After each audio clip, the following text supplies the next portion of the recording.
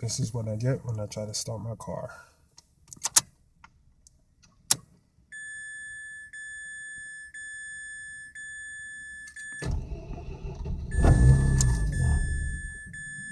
And it just dies.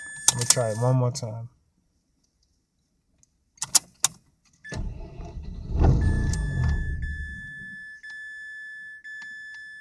Before it started for a bit, and then it shut off.